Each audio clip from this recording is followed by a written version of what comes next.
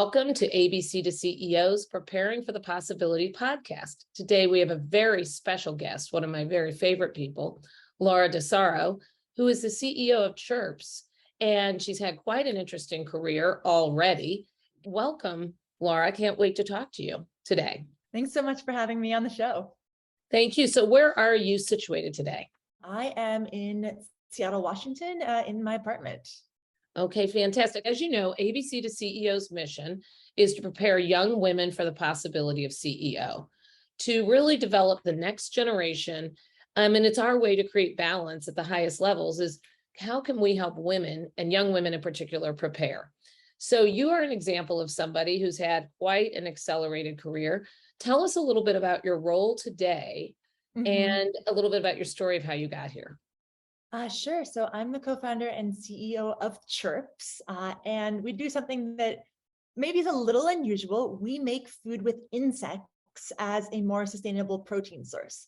So we make cricket chips, cricket cookies, we wholesale cricket powder. So anything to do with eating insects, we're the place to go. And I started the company right out of college, so we can talk about that. Okay, it's always exciting to talk about your college experience was a little different than most people's. But before we go backwards, just bring us into Chirps. Chirps has become quite a phenomenon. It gives an example of where somebody might find Chirps and why they would want to eat Chirps. Yeah, definitely. So our website's probably a good place to look if you want to buy it where we sell. Amazon, during the pandemic, it got a little weird, but we're starting to get back into stores. And so zoos, museums, aquariums, grocery stores, we've got a store locator, so you can check it out. And why should somebody today eat Chirps? Yeah, it's a good question. So I was an African studies major in college. Didn't expect to get into eating insects, but I had my first insect when I studied abroad in Tanzania. And they were just selling caterpillars as street food across the border in Uganda. They were fried grasshoppers. So basically ate an insect, ate a caterpillar. And my first thought was, this tastes good, tastes like a fried shrimp kind of. And so I just started doing research, and turns out that more people eat insects than speak English. It's super common and it's super sustainable, just one of the best protein sources for you and the planet. So we've got a compelling case, and I think it's great the way one of the things you're going to love about Laura is how she can communicate and compel you to want to do something. So for people who think, oh, yuck, insects, you're saying more people eat insects than speak English. Pretty great statistic. So here you are. Let's go back in time. You're an African studies major. Now, I don't see that as the typical path to CEO, right? Fair, so no. But what you are is also an innovator, and really you're an inventor. So you're abroad. I mean, you're in Africa, and you realize more people are eating insects than speaking English, and they taste pretty good. So then what do you start to think and do? Yeah, I mean, I just started to experiment. I got curious and basically got back to the United States and tried to see where can I get insects here. So there was a small shop that had grasshopper sushi, and I checked that out. I found out that there's Mexican restaurants that served chapulines, which are grasshoppers in tacos. Just started trying everything that was out there, and also seeing what insects I could get my hands on to do some experiments in my kitchen. Okay, so now imagine Laura's at Harvard. She's in undergraduate studies, and she's in a dorm. You really want to be in her dorm, because what's happening in your dorm? Well, actually, so at this point I had graduated, but I was back at Harvard because my co-founder was still there. So we were in a college dorm. So yeah, basically we were cooking up insects and feeding them to our friends. So we'd go up to friends and be like, hey, you want to try a chocolate chip cricket cookie? Like, hey, you want to try some fried mealworms? Just basically making all sorts of different things and just seeing how people reacted. Like, we give people whole mealworms and they'd be like, gross, I won't eat it. But if we put it into cookies, maybe they'd be more excited about it. Those kind of tests. So she's testing and trying, and you have to know she's willing, curiosity trumps any kind of fear of failure for you. You're just playing and seeing what happens. But you told me there could still be crickets to this day in some of the dormitories where you're testing. It's quite possible. I mean, we had all sorts of ideas. We were like, maybe we should make an insect farm. So we had, we were ordering these live in like boxes of insects. I think the front desk was like, what is going on? And definitely some escaped crickets. Okay, so what happened next? So we started figuring out things that worked. We found out that making things that were crunchy worked. We found out that making the insects into a powder helped people get over it, because basically in American food culture, we don't eat whole animals. We don't eat whole cows. We don't eat whole pigs. We barely eat whole fish, right? And so we decided it had to be the same thing for insects. If people were going to eat insects, we had to put it into a more Americanized form. So we started making cricket powder. So just crickets milled into this fine nutty powder, tastes kind of like sunflower seeds, and started making different recipes with it. Okay, so many of you who are listening or watching this may know Laura's story, but she has a very exciting thing that happens, and it's you and Rose at this point, right? Your co-founder. Yes. And what's the next catapult for Chirps? So, the biggest one was that we got a product, got a manufacturer, and then we got on Shark Tank. Okay, how did that happen? We were living in San Francisco at this point. We'd moved, finished college and all of that. And there were live Shark Tank auditions in the city. And a friend of ours found out about this and kind of just dared us to go. And so we kind of found ourselves outside of this building, standing in line for a Shark Tank audition. So what ends up happening on Shark Tank? So we did a deal with Mark Cuban, which was huge because we had this, wild, wacky idea about insects, but having him on board was this huge legitimizing force. So now paint the picture for us. Laura's had the most interesting upbringing. She's truly been inventing since you were, I don't know, toddling. But how do you sort of create some buzz, if you will, on Shark Tank? So I love costume making. I kind of have since I was in elementary school. That's probably what that's referring to there. And I wanted some way for our episode to stand out. And so I made this huge bug costume. I found this laundry hamper downstairs, covered it with green fabric, had this big bug hat with eyes and antennas, and basically burst out from behind this banner. That was kind of the introduction to the show. So he begins to probably know this has got some real legs on it, if you will, this idea of yours. And so he makes a deal. And what do you guys do? Well, we take the money. That was really important. And that allows us to make our first products. So we make cricket chips, cricket cookies, I mentioned, and just kind of start hitting the streets, talking to stores, trying to see where we can get this and who wants to eat insects. I imagine though you have quite a celebration too when you sort of win Shark Tank, right? You've got Mark Cuban on board, and there's got to be quite a party at that point. I lose it at the end. If you watch the episode, I'm like a little embarrassed at the end. I can't even function as a human. I've just broken. I'm so excited.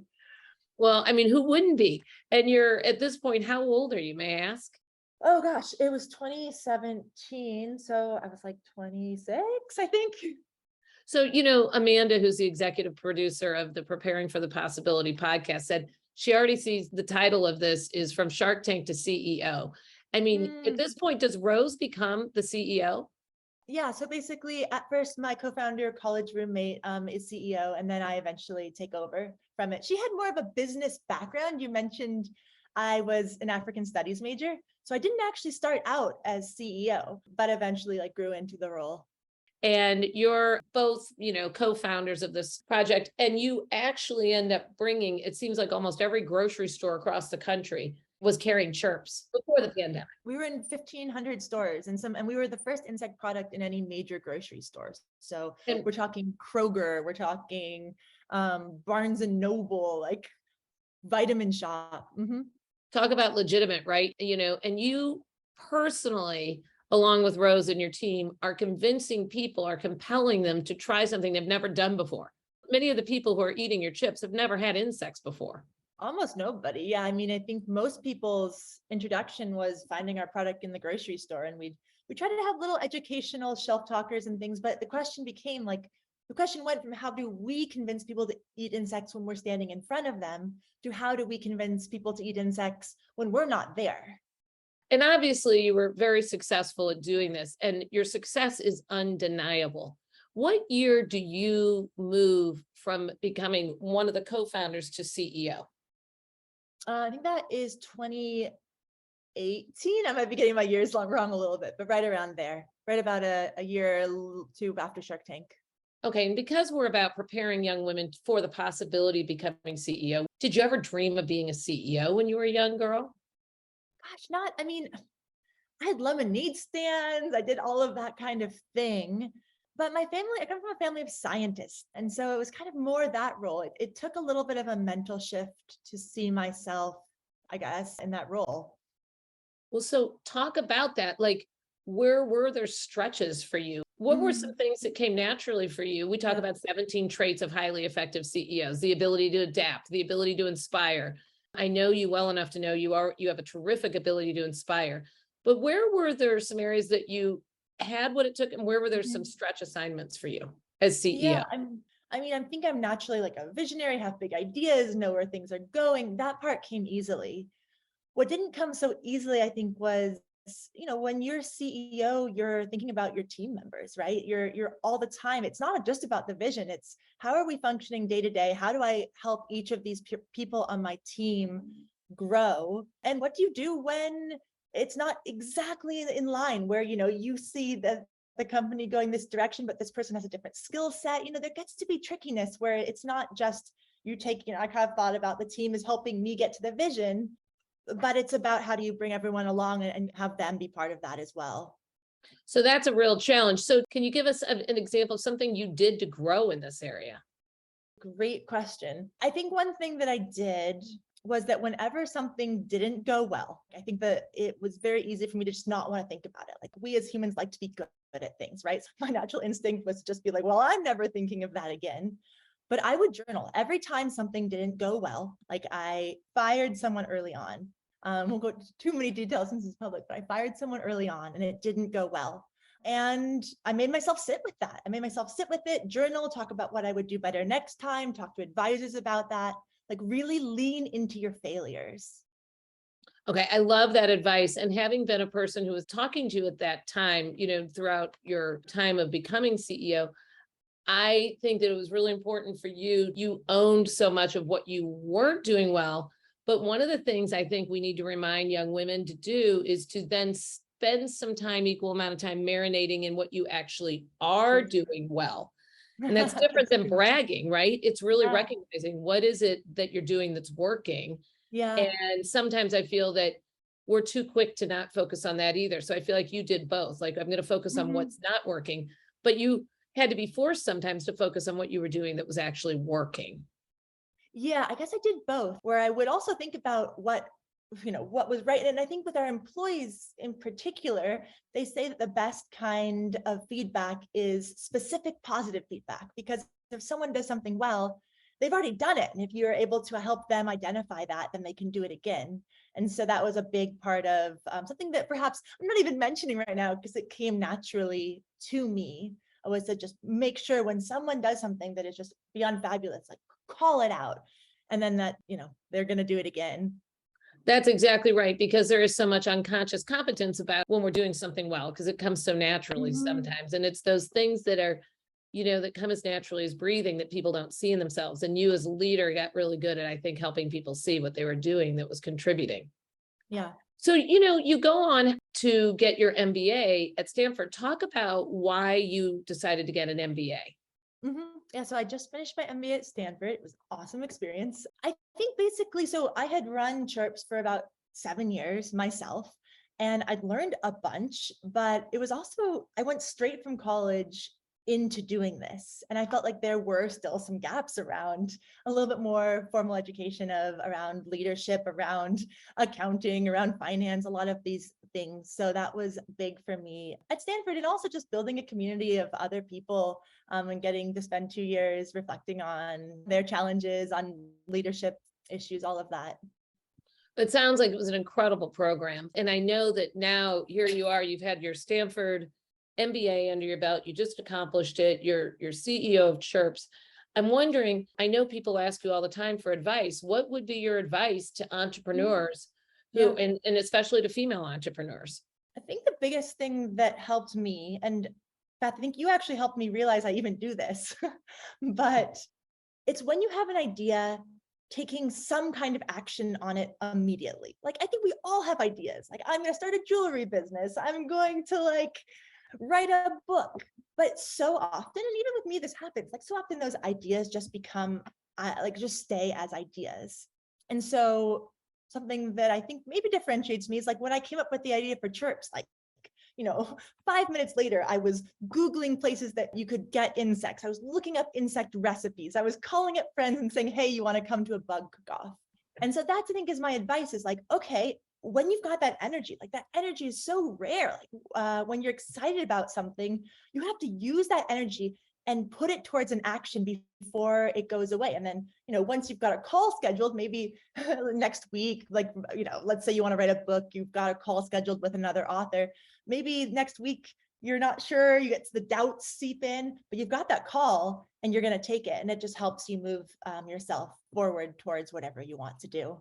First of all, I love this. And this is one of the things about Laura, and we each have our own gifts and talents. So for those who are listening, if this isn't one of your, natural ways of being, you can imitate shamelessly, right? And that is that Laura has a very short path for her between idea and movement towards implementation. So she just goes directly for it and doesn't stop. And there's been many inventions that Laura has pursued, and Chirps is just her most famous one at this moment, most well known. But then speed bumps, as you said, when the doubts come in, you still take action.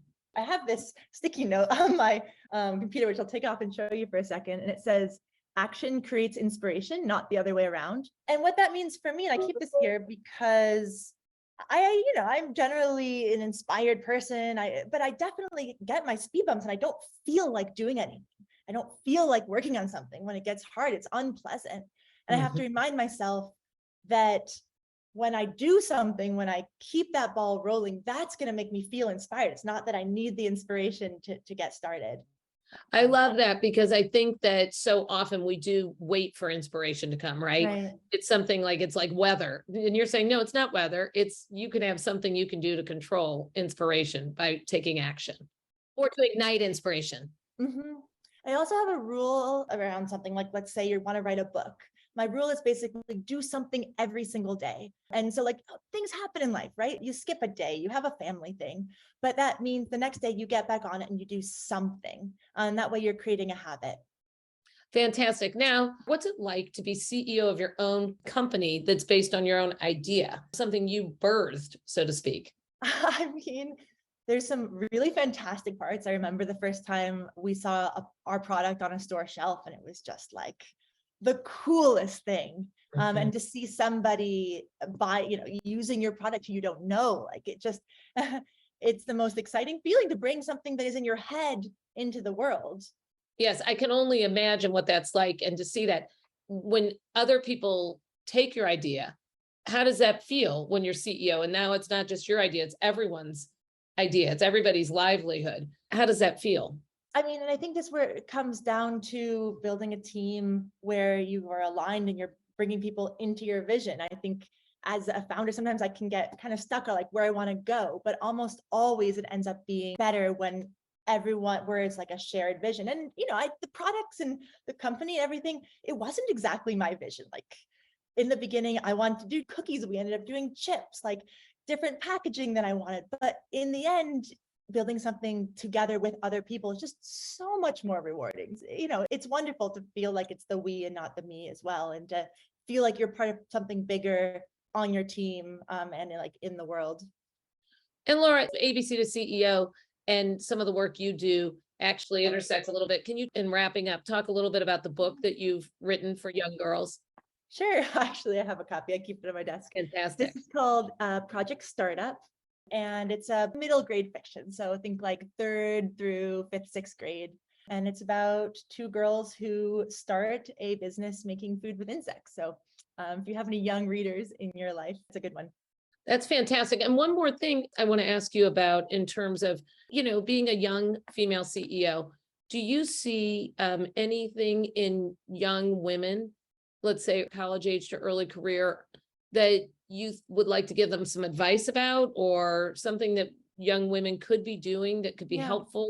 Yeah, gosh, I guess the first thing that comes to mind is that just the way society is, that we've had a lot of old male CEOs for a very long time. I think that as young women, we just need to step up a little bit more and remind people who we are. And I'll give an example. So one of our first hires was in operations, and he was this tall, 6 foot, I don't know, 6'3" guy. And when we went to conferences together, people just automatically assumed that he was CEO, like would come up to him, shake his hand.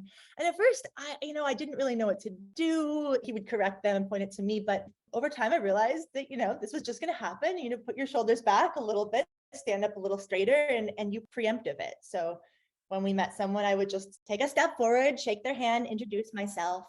So I think it's sometimes just those little things that help other people just get used to this new idea of young female CEOs in general. It's just help them work with you and make it clear who you are. I think that's a really great point about really stepping up and helping just to remind people, right? And the more that people are in your role doing that and stepping up, we're going to start to change the way we see what's possible for women in CEO. Yeah, it's a weird mix between how much do you change and how much do you ask people to change, right? It's always like this internal struggle. Like I remember when I first started doing phone calls for trying to find a manufacturer. And I'd get on the phone and be like, "Hi, I'm from Chirps and we're looking for a manufacturer." And my co-founder told me, "You need to lower your voice and you need to slow down." And I felt really offended. I was like, "This is my voice. This is who I am. I don't want to change." But then the next phone call, I picked it up and I slowed down and I lowered my voice and it worked better. And so, it's always that tension of like, how do we find something that is authentic to us, but that also perhaps works better, and gets an ongoing struggle. But I would say, I think I've learned that there's lots of people that we can be, and I've been trying to expand my own idea of my identity and role as a businesswoman. Well, this is fantastic. I thank you so much for your time. I hope we can talk again soon. I just love that you took the time, and we're going to be excited to share this with young women. And I can tell you, as always, you will inspire and educate. So thank you so much for taking the time. Thank you for having me.